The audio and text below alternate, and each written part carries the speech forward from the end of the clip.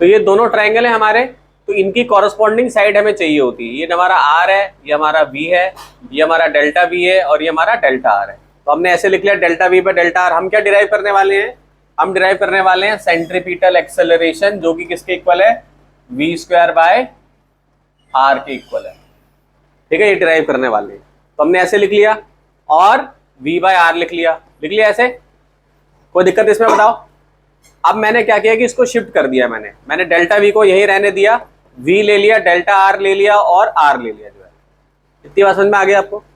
Acceleration क्या होता था आपका, delta v by delta t होता था। तो सिंपल मैथ्स है, ये पूरे डेल्टा v की वैल्यू यहाँ पे सब्स्टिट्यूट कर दूं, क्या हो जाएगा, ये v डेल्टा r हो जाएगा और यहाँ पे डेल्टा t और r हो जाएगा। इस v और r को बाहर निकाल लूंगा और delta r by delta t मेरा क्या हो जाएगा, क्या हो जाएगा, delta r by delta t। तो ये मेरा v बाय r हो जाएगा और ये क्या हो जाएगा, ये भी वेलोसिटी हो जाएगा। तो क्या बन जाएगा, v स्क्वायर बाय r। तो this acceleration is your centripetal acceleration, क्योंकि सेंटर की तरफ ही हमेशा लगेगा। इसका मैंने एग्जांपल दिया था कि एक बकेट अगर है मेरे पास, तो बकेट से पानी क्यों नहीं गिर रहा है, क्योंकि सेंट्रीपिटल फोर्स इस तरफ लगती है और सेंट्रीफ्यूगल फोर्स इस तरफ लगती है। तो ये बैलेंस हो जाता है, जब तक ये रोटेशन में रहेगा, ये बैलेंस रहेगा। तो इस तरफ जो फोर्स लग रही है, सेंट्रीपिटल फोर्स लग रही है, तो सेंट्रीपिटल फोर्स को लिखने के लिए हम कैसे लिखेंगे, जैसे फोर्स इक्वल टू होता है मास इंटू एक्सेलरेशन। तो सेंट्रीपिटल एक्सेलरेशन की वैल्यू क्या निकाली हमने, v स्क्वायर बाय r। तो क्या हो जाएगा, force equal to mv square by r हो जाएगा और this is your centripetal force. तो सेंट्रीपिटल फोर्स और सेंट्रीपिटल एक्सेलरेशन दोनों हम डिराइव कर लेंगे। ठीक है भाई, लिख लीजिए, जिसको नहीं आया था दोबारा लिख लीजिए।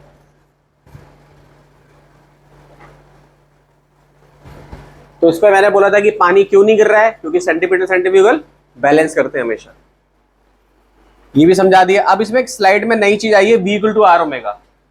तो v equal to r omega क्या चीज है, तो जैसे मान लो अगर कोई चीज स्ट्रेट चल रही थी, मान लो ये एक बॉल है और ये स्ट्रेट चल रही है, तो हम कहेंगे भाई वेलोसिटी इसकी स्ट्रेट लाइन में है।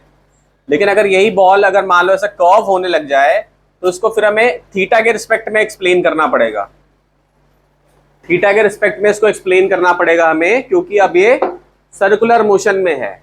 ठीक है, तो जब ऐसा केस होता है तो हम कैसे दिखाते हैं, v इक्वल टू हम क्या लिखते हैं, आर ओमेगा। तो आर हमारे पास क्या हो गया, रेडियस हो गया, और ओमेगा क्या होता है आपका, ओमेगा होता है 2π/t। यानी अब इसकी फ्रीक्वेंसी है ना, जैसे मान लो ये ऑब्जेक्ट अब ऐसे ऐसे घूमेगा, 1 चक्कर 2 चक्कर 3 चक्कर 4 चक्कर ऐसे घूमता रहेगा।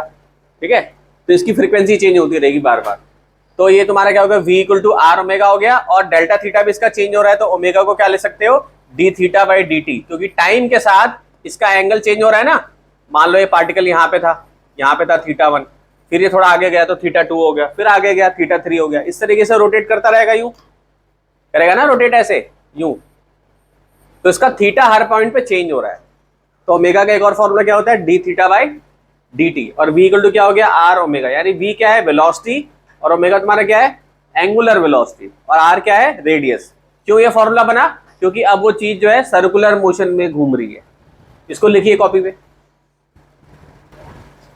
सेंट्रीपिटल एक्सेलरेशन के बारे में बता चुका हूं पहले जो है। फिर इसमें ये जो है मैंने जो येलो पेन से मार्क किया है, तो इससे क्वेश्चन आएगा असर्शन एंड रीजन।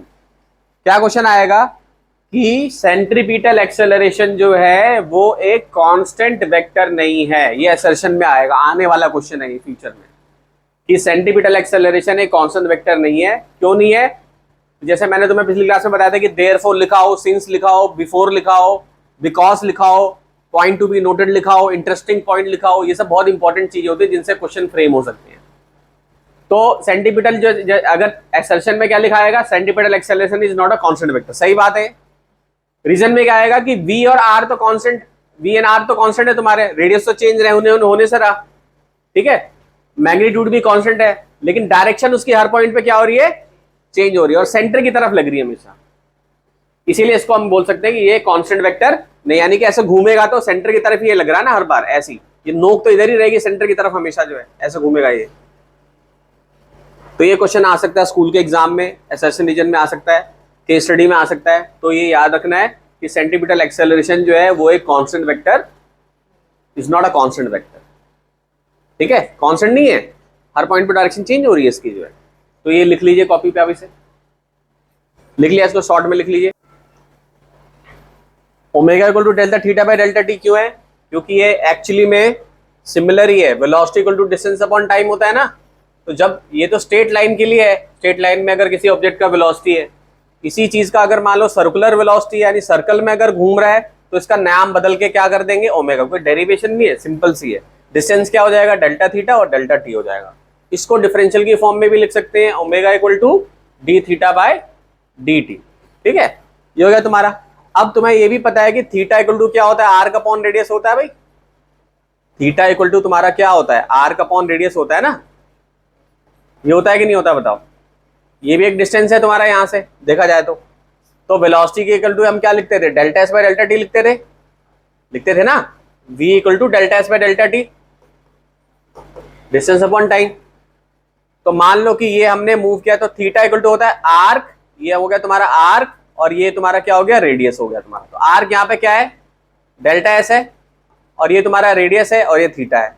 तो इस डेल्टा एस की वैल्यू क्या हो जाएगी मेरी, आर डेल्टा थीटा हो जाएगी। लिख ली मैंने आर डेल्टा थीटा।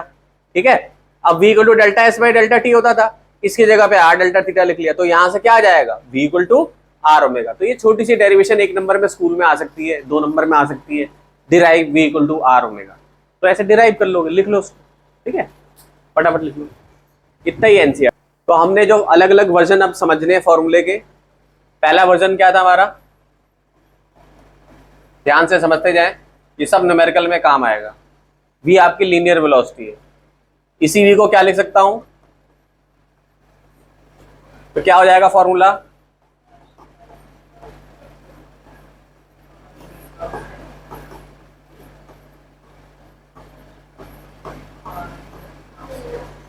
ठीक है।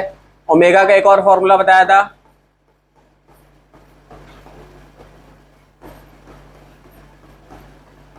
वन बाई टी फ्रीक्वेंसी होता है फॉर्मूला, तो ये बन जाएगा,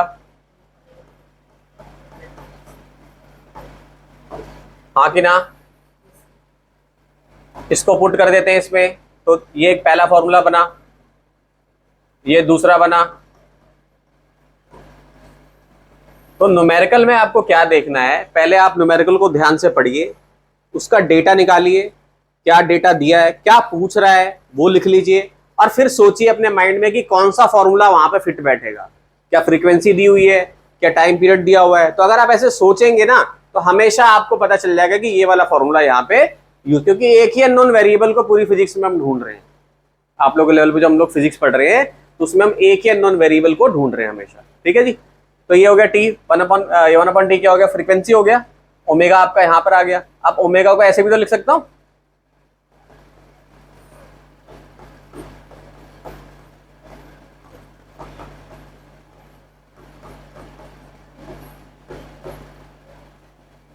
ये भी बन गया फॉर्मूला। देखते जाइए कैसे कैसे बन रहा है।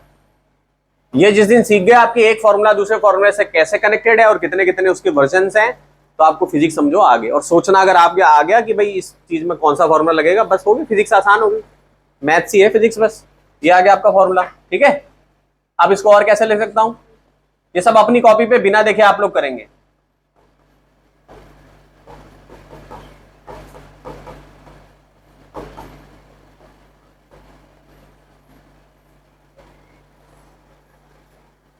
ठीक है बेटा, किसी को दिक्कत हो रही हो, फिर फोर्स का फॉर्मूला क्या होता है, सेंटीमीटर एक्सचेंज कर दूं, फोर्स के टर्म में क्या रह जाएगा फॉर्मूला। सब पे क्वेश्चन बन सकता है, किसी में फ्रीक्वेंसी गायब रहेगी, किसी में फोर्स गायब रहेगा, किसी में मास गायब रहेगा, सबका इंटरप्रिटेशन हम इजीली निकाल सकते हैं इससे। ठीक है, और कोई हो सकता है, रिलेट करके सोचो जरा, कोई और फॉर्मूला बन सकता है इससे इजीली। ये भी फॉर्मूला होता है बेटा, ओमेगा जो आपका है, जो ओमेगा है ना 2 पाई बाय टी जो आया है, तो ये 2 पाई इंटू फ्रीक्वेंसी होता है तुम्हारा। ओमेगा किससे कनेक्टेड था, ओमेगा किससे कनेक्टेड था, किससे कनेक्टेड था, थीटा को 2 पाई लिख सकता हूं, लिख दिया यहाँ पे 2 पाई, और ये डेल्टा टी क्या है, तो नहीं लिख सकता 2 पाई इंटू फ्रीक्वेंसी, यहां से आगे सिंपल मैथ्स है। आया समझ में कैसे आ रहा है, तो ये 2 पाई इंटू फ्रीक्वेंसी हो गया। तो ये वर्जन समझ में आ रहे हैं सबको आपको, चलो तो अब आप लोग इसको लिख लो, फिर हम क्वेश्चंस करेंगे इसके टॉपिक के ऊपर। क्या क्वेश्चन है? An insect trapped in a circular groove of radius 12 centimetre. ठीक है, क्या दिया है? आर 12 दिया है, लिखिए आर इक्वल टू 12। सर्कुलर की बात हो रही है, यानी कि जो कॉन्सेप्ट हम पढ़ रहे हैं उसमें सर्कुलर के बारे में ही हमने पढ़ा है। ठीक है, तो उसको सोचना शुरू करिए अब साथ साथ जो है। ग्रूव में घूम रहे हैं ऐसे और 7 रिवोल्यूशन ले रहा है 100 सेकंड में, 7 बार घूम रहा है 100 सेकंड में, तो यानी इससे फ्रीक्वेंसी निकाली जा सकती है, क्योंकि फ्रीक्वेंसी होता है number of revolution upon 1 second. तो 7/100 सेकंड करके फ्रीक्वेंसी निकल जाएगी। फिर क्या कह रहा है? What is the angular speed? Angular speed क्या होता है? v होता है कि ओमेगा होता है? ओमेगा होता है। फॉर्मूला पता है? फटाफट निकालो, फटाफट निकालो सारे बच्चे। सिंपल फॉर्मूला लगाना था, 1 बाय टाइम पीरियड तुम्हें दिया हुआ है और v किलो आर ओमेगा लगाना था। कोई भी इसमें दिक्कत नहीं है। और क्यों कांस्टेंट वेक्टर है ये पहले ही समझा चुका हूं, कोई इसमें दिक्कत वाली बात है नहीं है। चलो तो अब आगे बढ़ते हैं। इसमें एक और चीज है कि एक्सेलरेशन भी निकालना है, वो तो निकालो तुम लोग। किस फॉर्मूला से निकलेगा एक्सेलरेशन? एसी। कौन सा फिट बैठेगा फॉर्मूला तुम्हारा? ओमेगा भी आ चुका तुम्हारा, आर तुमको दिया हुआ है, तो यानी AC equal to omega square r से निकाल लोगे इजिली। जो डेटा दिया है उसमें फिट बैठाना आना चाहिए, कॉन्सेप्ट यही है। एग्जाम्पल आपको एकदम पढ़ के तुम्हें समझ में आना चाहिए कि कौन सा फॉर्मूला इसमें फिट बैठने वाला है। ठीक है भाई, ओमेगा स्क्वायर आर लगाना है तो ये हो जाएगा। अब आगे बढ़ते हैं, इसको पढ़िए जरा जरा। तो एयरक्राफ्ट है और मैंने जैसे आपको बोला था यहां पे एक टब ले लिया है मैंने और उसको घुमा रहा हूं मैं ऐसे। अब टब की जगह मान लो कि ये हवा में क्या है? एयरक्राफ्ट है, ये हवाई जहाज है ऐसे।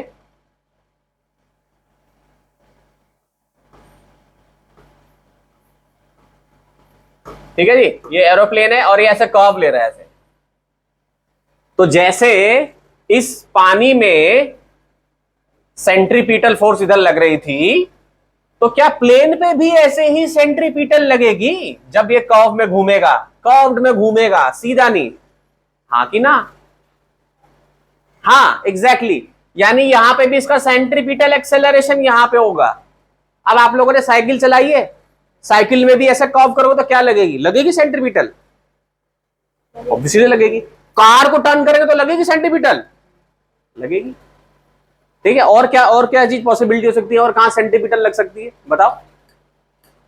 है कोई और जगह कहां सेंटीपिटल और लगती है इनके अलावा? ये जहां जहां तुम ढूंढोगे वहां न्यूमेरिकल बन जाएगा। है सैटेलाइट में लग रही है सेंटीपिटल, बहुत बढ़िया सोचा जो है। मौत का कुआं भी तो होता है, डेथ वैली बोलते हैं इसमें, उसमें भी सेंटीपिटल लग रही है। मौत के कुएं में क्या होता है भाई? बाइक ऐसे चलती रहती है, लेकिन फिजिक्स का कमाल है उसमें, इसको फिजिक्स से एक्सप्लेन कर सकते हैं। वो गिरता नहीं है, जब तक स्पीड में रहेगा गिरेगा नहीं। फिर कमरा सा होता है उसमें चला जाता है, बच जाता है।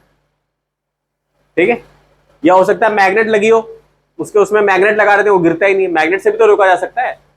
ठीक, तो ये सारे केस किसके हैं? सेंट्रीपिटल एक्सेलरेशन के। तो अब इस न्यूमेरिकल को पढ़िए, क्या बोला है इसमें? एयरक्राफ्ट है, इसका रेडियस दिया हुआ है जी, ये है रेडियस इसका जो है, और इसकी स्पीड भी दी हुई है। तो कह रहा है कि इसका सेंटीपिटल एक्सेलरेशन कितना होगा? कौन सा फॉर्मूला लगेगा? अपने आप बता दीजिए, कौन सा लगेगा? AC इक्वल टू क्या लगेगा? देखिए, अगर फॉर्मूला याद नहीं तो एक बार देखिए पेज पलट के कौन सा लगना चाहिए, और सब बताइए क्या होगा यहाँ पे। पता कैसे चल रहा है कि हवाई जहाज कर्व में ले रहा है? तो सेंटीपिटल एक्सेलरेशन इसमें लग रहा है, और डेटा में क्या दिया हुआ है? R दिया हुआ है। ठीक है, और स्पीड दी हुई है। तो सेंटीपिटल एक्सेलरेशन का फॉर्मूला अभी नहीं पढ़ रहे हैं हम लोग इतनी देर से, v स्क्वायर बाय r होता है। तो v दिया हुआ, r दिया हुआ, सीधा निकालो, ऐसे पता चल गया हमें। मान लो यही मैं बोलूं साइकिलिस्ट है, वो 20 की स्पीड से मूव कर रहा है, तो उसमें भी निकल जाएगा। फटाफट निकालो जल्दी से। ठीक है, इसमें सीधा 5/18 से मल्टीप्लाई करते हैं, वो मीटर पर सेकंड में अपने आप ही चेंज हो जाएगा। ये शॉर्टकट मेथड है। ठीक है, और इसको कंपेयर करना था ड्यू टू ग्रेविटी से, तो 9.8 है या 10 ले लोगे तो यानी इतना इसकी वैल्यू कंपेयर करके आ जाएगी। कोई दिक्कत इस सवाल में? हो जाएगा इसलिए। कॉन्सेप्ट क्लियर है? AC क्यों लिया? v स्क्वायर बाय r हमने। क्लियर है भाई? चलो इसको पढ़िए, एनसीईआरटी का सवाल है ये। Net acceleration of a particle in circular motion is always along the radius of the circle towards the centre. क्यों? यही तो पूरा टॉपिक में डिस्कशन हो रहा है हमारा। वाई? क्या लिखोगे आंसर? अपनी अपनी कॉपी पे अपने आंसर बनाओ, एक दो लाइन लिखो। सोचने के लिए मैंने आपको टाइम दिया। सब बच्चे सोच रहे हैं कि सर ये ना ट्रू है, सर ये ट्रू होगा, लेकिन मैं कहूंगा कि ये ट्रू तभी होगा अगर इसमें एक वर्ड लिखा होता कांस्टेंट, यानी कांस्टेंट एक्सेलरेशन अगर हो रही होती तो मैं इस बात को कहता कि ये सही है। क्योंकि ये पूरा टॉपिक ही इसी पे है कि यूनिफॉर्म सर्कुलर मोशन की जब कांस्टेंट एक्सेलरेशन से कोई चीज मूव करेगी, कांस्टेंट एक्सेलरेशन से, तभी ये बातें सारी सही हैं। ठीक है? जैसे मैंने आपको बोला कि मान लो हम इमेजिन करें कि इसमें टब, थोड़ा टब ले लिया, पानी भर दिया मैंने, तो अगर मैं कांस्टेंट वेलोसिटी से नहीं उड़ाऊंगा, एक बार तेज एक बार करो तो गिर नहीं जाएगा नीचे। इमेजिन करो कि लेके ऐसे घुमा रहा हूं मैं, ऐसे ऐसे ऐसे, मान लो मैंने ढीला किया, जैसी ढीला किया, जैसी कांस्टेंट एक्सेलरेशन ब्रेक हुई, पानी गिरना शुरू। इमेजिन कर पा रहे हो? तो इसका मतलब है कि अगर कांस्टेंट होता तो ये बात सही हो जाती, कांस्टेंट तो है नहीं, तो क्या हो जाएगा आंसर? फॉल्स। दूसरा सोचो अब। चलो ये सबने सोच लिया होगा, तो डायग्राम कैसे बनेगा इसका बेटा? कह रहा है वेलोसिटी एक वेक्टर क्वांटिटी है जो डायरेक्शन दिखाती है, दिशा दिखाती है हमें, तो पार्टिकल की है, और हमेशा मान लो अगर ये सर्कुलर मोशन की बात हो रही है तो हमेशा ये ऐसे दिखाएगी। तो ये क्या है? ये क्या लाइन है? ये टेंजेंट नहीं है? यही होता था ना टेंजेंट। तो यानी कि ट्रू है कि फॉल्स है? तो बस ट्रू है। अगला पढ़ो,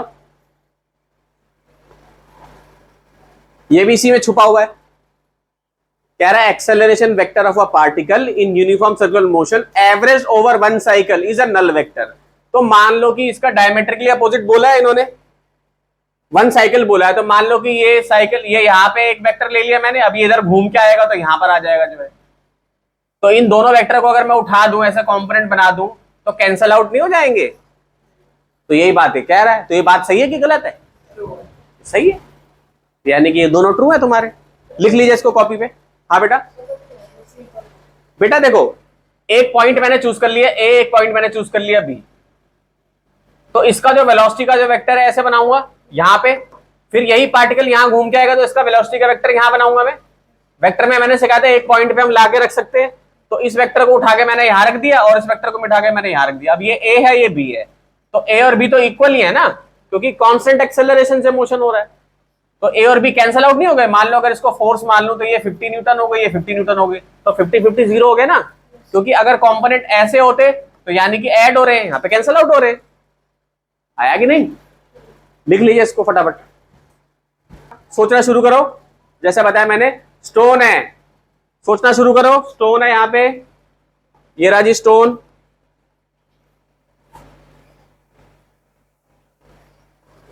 tied to the end of a string 80 centimeter long, ये यहां पे जुड़ा हुआ है। is built in a horizontal circle, horizontal मतलब ऐसे घुमाया जा रहा है, vertical बोला जाता तो ऐसे घुमाया जाता, ऐसे घुमाया जाता, vertical बोला जाता तो यूं यूं यूं यूं। आ रही बात समझ में? constant speed बोला गया है। if the stone makes 14 revolution in 25 second, 14 revolution in 25 second, तो इससे क्या निकाल सकते हो? फ्रीक्वेंसी निकाल सकते हो। फ्रीक्वेंसी फॉर्मूला क्या होता है? जितने रिवोल्यूशन हो रहे हैं सेकंड्स में, तो इससे निकल जाएगी फ्रीक्वेंसी तुम्हारे। तो इसमें क्या बोला? What is the magnitude and direction of acceleration of the stone. कौन सा फॉर्मूला लगेगा इसमें? क्या दिया हुआ? डेटा क्या क्या दिया हुआ है इसमें? फ्रीक्वेंसी निकल जाएगी तुम्हारी, ठीक है, और क्या दिया हुआ है? आर दिया हुआ है तुम्हें। क्या निकालना है तुम्हें? एक्सेलरेशन निकालना है। फॉर्मूला क्या होता है? ठीक है, तो v स्क्वायर बाय आर होता है। और क्या होता है फॉर्मूला एसी का? ये होता है, कॉपी पलट के देखिए एक बार, जो जो फॉर्मूला। अब इसमें से मुझे बताइए कि ये वाला सर फिट बैठ रहा है इसमें एकदम, जैसे ओमेगा का फॉर्मूला। और क्या होता है? 2 पाई इंटू फ्रीक्वेंसी। फ्रीक्वेंसी अपने पास है, 2 पाई की वैल्यू डाल देंगे, आर भी अपने पास है, तो क्या निकल जाएगा? सेंट्रीपिटल एक्सेलरेशन निकल जाएगा। बेटा W तुम्हारा जो होता है, ये होता था ना 2 पाई इंटू फ्रीक्वेंसी, पाई की वैल्यू 3.14 होती है, फ्रीक्वेंसी तुम्हारी यहाँ पे लिखी हुई है। जब डेरिवेशन करवा रहा था तो बताया था ना AC equal to omega square r भी होता है, अगर आपने डेरिवेशन ध्यान से लिखी है समझते हुए। तो ये फॉर्मूला लग जाएगा यहाँ पे, फटाफट करिए। ये नोक ऐसे है तो हमेशा इसी तरफ रहेगी, जब तक घूमेगा इधर यानी इसी नोक की तरफ सेंट्रीपिटल फोर्स जो है लगेगी तुम्हारी। ठीक है, तो ये आंसर यहाँ पे तुम्हारे को दिया है। पढ़ो भी तो सोचो जरूर कि भाई क्यों ऐसा हो रहा है, उसमें ही कॉन्सेप्ट क्लियर हो जाएगा। मान मत लो, सोचो, इमेजिन करो। ठीक है, थॉटफुली बिल्कुल सारे फॉर्मूले के वर्जन आपको पता होने चाहिए। अच्छा ये इससे कनेक्टेड है, इससे कनेक्टेड है, कोई एक अननोन होगा, अपने आप पता चल जाएगा कि इसका एक अननोन है। क्लियर है, वेक्टर की पढ़ाई होगी, हर चीज इसी तरीके से चलेगी। ठीक है, यहां साइक्लिस्ट दिया हुआ है, ठीक है, वो स्पीड उसकी दी हुई है, सर्कुलर टर्न पे मुड़ा जो है, तो मैंने एक एग्जांपल लिया था, जैसे प्लेन वाला एग्जांपल ले रहा था, तो ये भी सर्कुलर में, जैसे सर्कुलर का एग्जांपल हुआ, फिर ये भी वर्ड देखो कि कांस्टेंट है कि नहीं है, वो भी आ गया इसमें जो है, यानी कि जो टॉपिक हम पढ़ रहे हैं उसके कॉन्सेप्ट से रिलेटेड है। तो पहले डेटा निकालो, क्या क्या दिया हुआ है आपको, रेडियस दिया हुआ है, ठीक है, और ब्रेक लगाता है, ब्रेक लगाता है तो थोड़ा सा टेढ़ा हो जाता है, ठीक है, तो आपको मैग्नीट्यूड और डायरेक्शन ऑफ नेट एक्सेलरेशन बनाना है। थोड़ा सा कॉन्सेप्चुअल क्वेश्चन है, ध्यान से सोचना है और फिर निकालना है। और अपनी स्पीड भी रिड्यूस कर रहे हैं, यानी कि एक एक्सेलरेशन भी आपको दिया हुआ है। तो पहले थॉटफुली सारे वेरिएबल लिख लीजिए कि क्या क्या दिया हुआ है। साइक्लिस्ट की स्पीड दी हुई है,